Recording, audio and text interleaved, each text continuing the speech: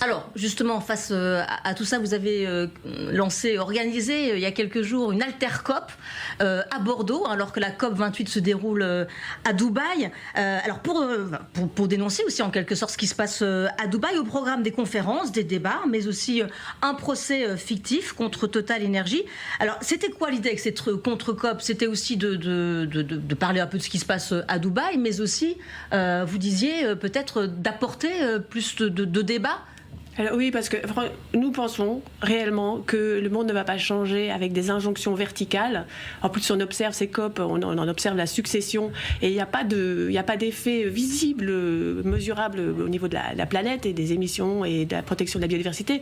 Donc nous pensons que les gens ne réagissent pas bien à ces injonctions verticales, et donc il faut vraiment ramener des lieux de débat, afin que nous, on puisse contribuer par nos connaissances, mais surtout permettre aux gens de poser leurs questions, de réfléchir, et puis aussi des lieux d'écoute de toutes les formes de lutte qui existent déjà.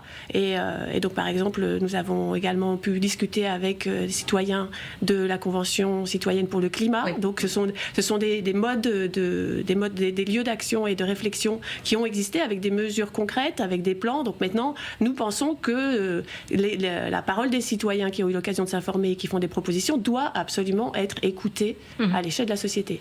Alors justement, la COP qui a bien du mal à s'entendre sur une sortie des énergies fossiles. Les positions sont pour le moment diamétralement opposées. Et puis il y a une phrase aussi du sultan Al-Jaber qui a fait sursauter cette semaine. C'est le président de la COP 28, alors qu'il y a beaucoup de monde qui était prêt à lui laisser une chance à le juger au résultat. Alors on rappelle qu'il est à la tête de la compagnie nationale pétrolière et qu'il est suspecté d'avoir profité de son poste pour réaliser des contrats. Voilà ce qu'il a dit. Il n'existe pas de données scientifiques qui indique que l'élimination progressive des combustibles fossiles permettra d'atteindre le seuil des 1,5 degré de réchauffement climatique par rapport à l'ère pré-industrielle.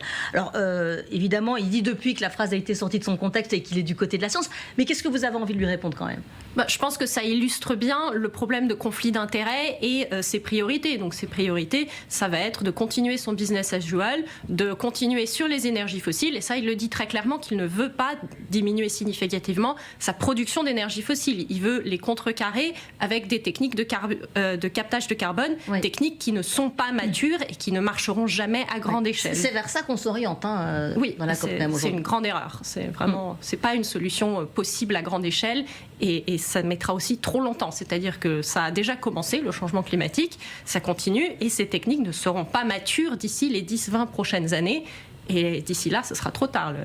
On atteindra forcément plus que 1,5 ou 2 degrés. André De Backer, qu'est-ce qu'il faut attendre de cette COP ? Alors c'est vrai qu'il y a vraiment un suspense sur les énergies fossiles. Est-ce qu'elles seront présentes ou pas dans cet accord final ? Mais on a compris que là, il y a un peu une embrouille quand même.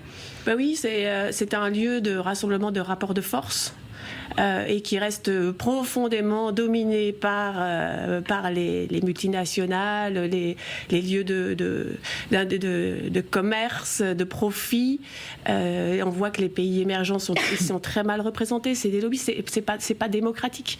Donc de ça, je ne crois pas, et je pense que en termes de valeurs et de choix de société, je ne crois pas que ce sont dans ces lieux-là que vont émerger les solutions pour notre société et pour le monde.